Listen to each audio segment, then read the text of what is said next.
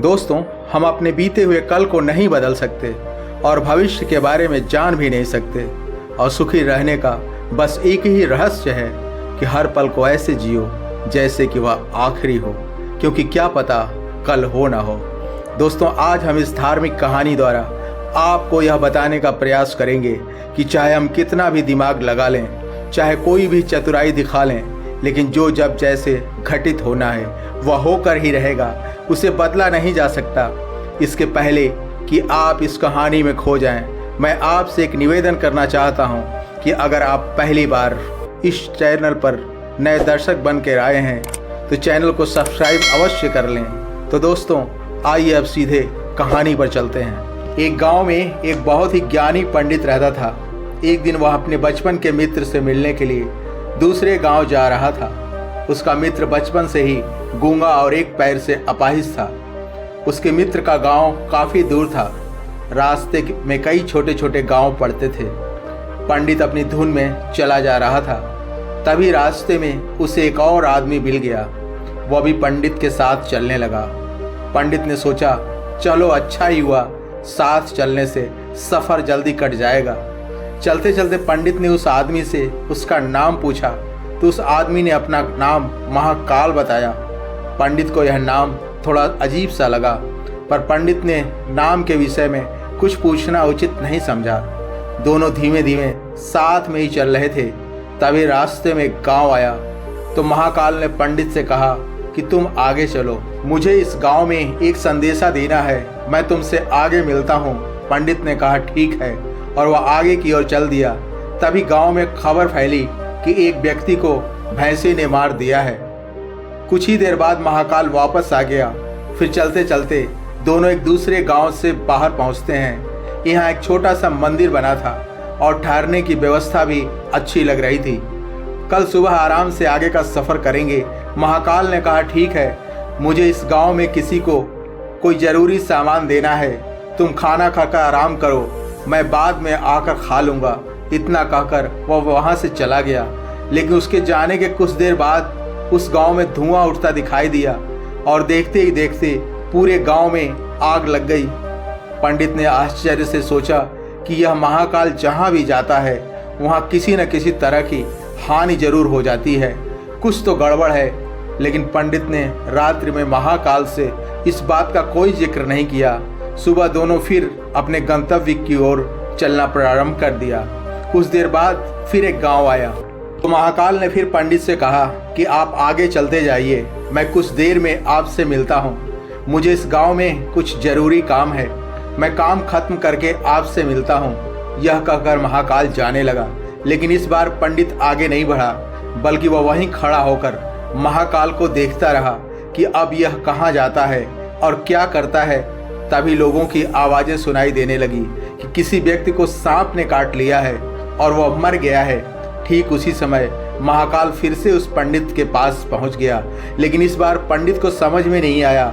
उसने महाकाल से कुछ पूछ ही लिया कि तुम जिस गांव में जाते हो वहां कोई ना कोई नुकसान जरूर हो जाता है, क्या तुम मुझे बता सकते हो कि ऐसा क्यों हो रहा है? तो महाकाल ने जवाब दिया, पंडित जी, आप तो मुझसे बहुत ही ज्ञानी मालूम पड़े थे, इसलिए मैं आपके साथ चलने लगा था, क्योंकि ज्ञानियों का संग बहुत ही अच्छा होता है।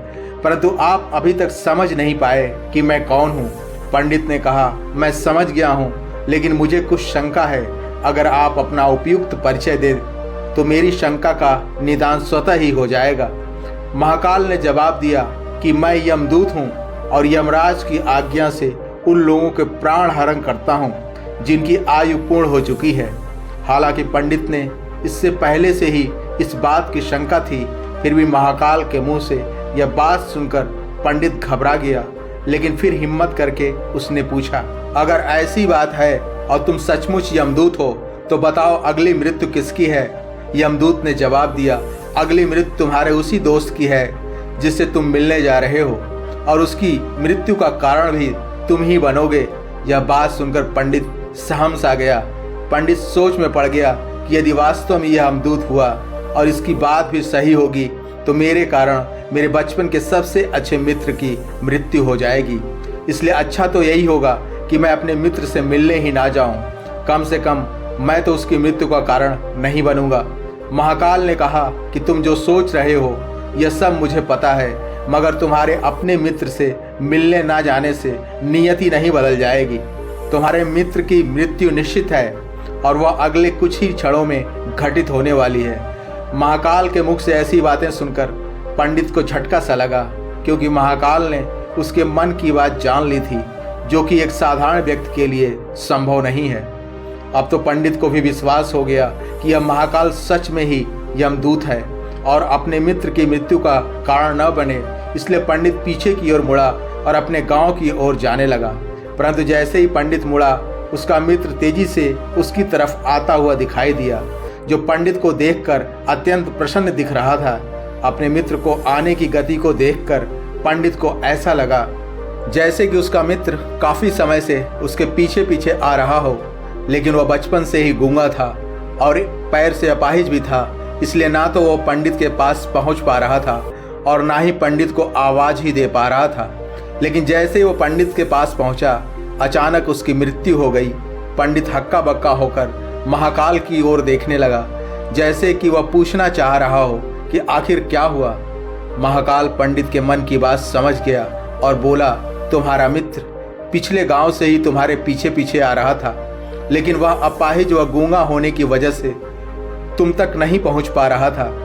उसने अपनी संपूर्ण ताकत लगाकर तुम तक पहुंचने की कोशिश की, लेकिन बुढ़ापे में बचपन जैसी ताकत नहीं होती। इस हृदय आघात के कारण तुम्हारे मित्र की मृत्यु हो गई, क्योंकि तुमसे मिलने के लिए उसने अपनी गति सीमा को लांघते हुए वह तुमसे मिलने के लिए पीछे पीछे भाग रहा था, इसलिए अपने मित्र की मृत्यु का कारण तुम ही बने। अब पंडित को विश्वास हो चुका था कि सचमुच यह महाकाल एक यमदूत है और उसका कार्य जीवों के प्राणों को हरना है। पंडित एक ज्ञानी व्यक्ति था, इसलिए यह भी जानता था कि मृत्यु पर किसी का वश नहीं चलता, सभी जीवों को एक ना एक दिन मरना ही पड़ता है। यही सोचकर उसने अपने आप को संभाल लिया, लेकिन अचानक पंडित के मन में स्वयं की मृत्यु के बारे में जानने की इच्छा प्रकट, इसलिए उसने महाकाल से पूछा कि जब मृत्यु मेरे मित्र की होनी थी तो तुम शुरू से मेरे साथ क्यों चल रहे थे। महाकाल ने जवाब दिया कि मैं तो सभी के साथ चलता हूँ और हर क्षण चलता रहता हूँ, किंतु लोग पहचान नहीं पाते, क्योंकि लोगों के पास अपनी समस्याओं के अलावा किसी और व्यक्ति या वस्तु या घटना के संदर्भ में सोचने और समझने और देखने का समय ही नहीं होता। पंडित ने कहा, क्या तुम बता सकते हो कि मेरी मृत्यु कब और कैसे होगी। तो महाकाल ने कहा, हालांकि किसी सामान्य जीव को यह जानना ठीक नहीं है, क्योंकि कोई भी जीव अपनी मृत्यु के बारे में जानकर दुखी हो जाता है, लेकिन तुम ज्ञानी व्यक्ति प्रतीत होते हो और अपने मित्र की मृत्यु को तुमने जितनी आसानी से सहन कर लिया, उसे देखकर लगता है कि तुम अपनी मृत्यु के बारे में जानकर भी दुखी नहीं होगे। इसलिए मैं तुम्हें बता देता हूँ कि तुम्हारी मृत्यु आज से ठीक 6 महीने बाद आज ही के दिन किसी दूसरे राज्य में फांसी लगने से होगी। सबसे आश्चर्य की बात यह होगी कि तुम स्वयं खुशी से फांसी को स्वीकार कर लोगे। इतना कहकर महाकाल जाने लगा, क्योंकि महाकाल का पंडित के साथ चलते रहने का अब कोई कारण नहीं था। पंडित भी अपने मित्र की यथाशक्ति कर्मकांड करके अपने गांव चला गया। लेकिन कोई भी व्यक्ति कितना ही ज्ञानी क्यों न हो, अपनी मृत्यु की बात जानकर दुखी तो होता ही है और मृत्यु से बचने के लिए कुछ न कुछ तो करता ही है। तो पंडित ने भी किया। पंडित विद्वान था, इसलिए उसकी ख्याति उस राज्य के राजा तक थी। उस पंडित ने सोचा कि राजा के पास तो कई ज्ञानी मंत्री हैं, वे मेरी मृत्यु से संबंधित समस्या का कोई न कोई हल तो निकाल ही लेंगे। पंडित यह सोचते हुए राज दरबार में पहुंच जाता है और उसने वहां जाकर राजा को सारा वृतांत सुनाया। राजा ने यह बात अपने मंत्रियों को बताई और उनसे सलाह मांगी। अंत में सभी ने विचार विमर्श करके कहा कि अगर पंडित की बात सही है तो यह तो निश्चित ही है कि उसकी मृत्यु 6 महीने बाद ही होगी, लेकिन मृत्यु तो तब होगी जब वह दूसरे राज्य में जाएगा। यदि वह दूसरे राज्य में जाएगा ही नहीं तो मृत्यु भी नहीं होगी। मंत्रियों की यह बात राजा को भी ठीक लगी। बहुत सोच समझकर राजा ने पंडित को रहने की व्यवस्था महल में ही कर दी और राजा के आदेश के बिना उस पंडित से किसी को भी मिलने नहीं दिया जाता था। लेकिन पंडित कहीं भी आ जा सकता था ताकि पंडित को ये ना लगे कि वह राजा की कैद में है। परंतु पंडित डर के मारे स्वयं ही कहीं आता जाता नहीं था। धीरे धीरे पंडित की मृत्यु का समय नजदीक आने लगा और वह दिन भी आ गया जिस दिन पंडित की मृत्यु होने वाली थी। पंडित अपनी मृत्यु को लेकर बहुत ही चिंतित था, इसलिए उस दिन पंडित डर के मारे जल्दी ही सो गया ताकि जल्दी से वह रात बीत जाए और अगला दिन आ जाए तो मृत्यु टल सके। लेकिन पंडित को नींद में चलने की बीमारी थी और इस बीमारी के बारे में वह स्वयं भी नहीं जानता था। अतः राजा के किसी वैद्य को बताने का तो प्रश्न ही नहीं उठता था। उसी रात पंडित को नींद में चलने का दौरा पड़ा और वह उठा और महल से निकलकर अस्तबल में गया। पंडित राजा का खास मेहमान था, इसलिए किसी पहरेदार ने उसे नहीं रोका और न ही किसी तरह की पूछताछ की। अस्तबल में पहुंचकर वह सबसे तेज चलने वाले घोड़े की पीठ पर सवार होकर नींद में ही राज्य की सीमा से बाहर दूसरे राज्य में चला गया। इतना ही नहीं, वह दूसरे राज्य के राजमहल पहुंच गया और उस महल के पहरेदार ने भी उसे नहीं रोका और न ही कोई पूछताछ की। सभी लोग रात्रि के अंतिम प्रहर होने के कारण नींद में थे और पंडित सीधे राजा के शयन कक्ष में पहुंच गया और जहां राजा और रानी सो रहे थे वहां पंडित भी जाकर लेट गया। सुबह हुई तो राजा ने पंडित को रानी के बगल में सोया हुआ देखा, जिससे राजा को बहुत क्रोधित हुआ और पंडित को गिरफ्तार कर लिया गया। पंडित को कुछ समझ में नहीं आ रहा था कि आखिर दूसरे राज्य में और राजा के शयन कक्ष में वह कैसे पहुंच गया, लेकिन वहां यह सब सुनने वाला कौन था। राजा ने पंडित को दरबार में हाजिर करने का हुक्म दिया। कुछ समय बाद पंडित को दरबार में लाया गया। कुछ समय बाद राजा का दरबार लगा, जहां राजा ने पंडित को देखा और देखते ही क्रोधित होकर पंडित को फांसी पे चढ़ा देने का आदेश जारी कर दिया। फांसी की सजा सुनकर पंडित कांप गया, फिर भी कुछ हिम्मत कर उसने राजा से कहा कि मैं ये नहीं जानता कि मैं राजमहल में कैसे पहुंचा और यह भी नहीं जानता हूं कि मैं आपके शयन कक्ष में कैसे आया और आपके राज्य के किसी पहरेदार ने मुझे रोका क्यों नहीं। लेकिन मैं इतना जानता हूं कि आज मेरी मृत्यु होनी थी और अब यह सच होने जा रही है। राजा को यह बात थोड़ी अटपटी सी लगी। उसने पूछा, तुम्हें कैसे पता चला कि आज तुम्हारी मृत्यु होनी ही है? तुम क्या कहना चाहते हो? राजा के इस सवाल के जवाब में पंडित ने महाकाल से मिलने की कहानी बता दी और कहा, महाराज, मेरा क्या, किसी भी सामान्य व्यक्ति में इतना साहस नहीं कि वह राजा के शयन कक्ष में राजा की उपस्थिति में रानी के पास चला जाए। पंडित की बात में थोड़ी सत्यता दिखाई दी, परंतु उसने सोचा कि यह मृत्यु से बचने के लिए महाकाल और अपनी मृत्यु की भविष्यवाणी का बहाना बना रहा है। इसलिए राजा ने पंडित से कहा कि यदि तुम्हारी यह बात सत्य है कि आज तुम्हारी मृत्यु का दिन है, जैसा कि तुम्हें महाकाल ने कहा था, तो तुम्हारी मृत्यु का कारण मैं नहीं बनूंगा। लेकिन अगर यह बात झूठ निकली तो निश्चित ही आज तुम्हारी मृत्यु का दिन होगा। क्योंकि पड़ोसी राज्य का राजा उसका मित्र था, उसने तुरंत सैनिकों के हाथ दूसरे राज्य के राजा को पत्र भेजा और पंडित की बात की सत्यता का प्रमाण मांगा। शाम तक भेजे गए सैनिक वापस लौटे और उन्होंने बताया कि महाराज, पंडित जो कह रहा है वह पूर्णतः सत्य है। दूसरे राज्य के राजा ने पंडित को रहने के लिए अपने ही महल में संपूर्ण व्यवस्था कर रखी थी और पिछले 6 महीने से पंडित राजा का मेहमान था। कल राजा इससे अंतिम बार मिले थे।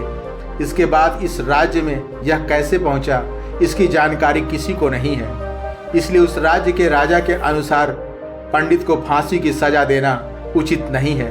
लेकिन राजा के लिए एक नई समस्या आ गई, क्योंकि उसने बिना कुछ जाने ही पंडित को फांसी की सजा सुना दी थी।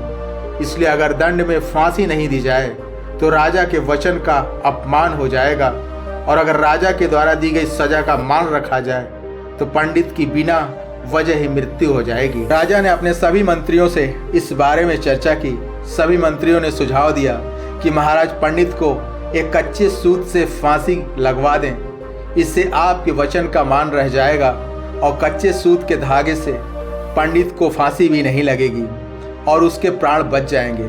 राजा को यह सुझाव बहुत अच्छा लगा। उसने ऐसा ही आदेश सुना दिया। पंडित के लिए कच्चे धागे के सूत का फांसी का फंदा बनाया गया और नियम के अनुसार पंडित को फांसी पर चढ़ाया जाने लगा। सभी लोग खुश थे कि ना तो पंडित मरेगा और ना ही राजा का वचन झूठा पड़ेगा। पंडित को भी विश्वास था कि सूत के धागे से तो उसकी मृत्यु हो ही नहीं सकती, इसलिए वह भी खुशी खुशी फांसी पे चढ़ने को तैयार था, जैसा कि महाकाल ने उसे कहा था। लेकिन जैसे ही पंडित को फांसी दी गई, सूत का धागा तो टूट गया, लेकिन टूटने से पहले उसने अपना काम कर दिया था। पंडित के गले की नस सूत के धागे से कट चुकी थी और पंडित जमीन पर पड़ा तड़प रहा था। हर धड़कन के साथ उसके गले से खून की फुहार निकल रही थी और देखते ही देखते पंडित का शरीर पूरी तरह शांत हो गया। सभी लोग आश्चर्यचकित थे और पंडित को मरते देख रहे थे। किसी को विश्वास नहीं हो रहा था कि कमजोर धागे से किसी की मृत्यु भी हो सकती है, लेकिन घटना घट चुकी थी। नियति ने अपना काम कर दिया था। जो होना होता है वह होकर ही रहता है। हम चाहे जितनी भी सावधानियां बरतें, जितना भी उपाय कर लें, लेकिन हर घटना और हर घटना की पूरी प्रणाली पहले से तय होती है, जिसे चाह कर भी हम थोड़ा सा इधर उधर नहीं कर सकते। इसलिए ईश्वर ने हमें भविष्य जानने की क्षमता नहीं दी है, ताकि हम अपने जीवन को ज़्यादा बेहतर तरीके से जी सकें। और यही बात उस पंडित पर भी लागू होती है। यदि पंडित ने महाकाल से अपनी मृत्यु के बारे में ना पूछा होता, 6 महीने राजा की कैद में डर डर कर जीने के बजाय ज़्यादा बेहतर जीवन जीता। तो इसी के साथ मिलते हैं एक नई कहानी में। आप सभी को राधे राधे। जय श्री कृष्ण, जय श्री कृष्ण।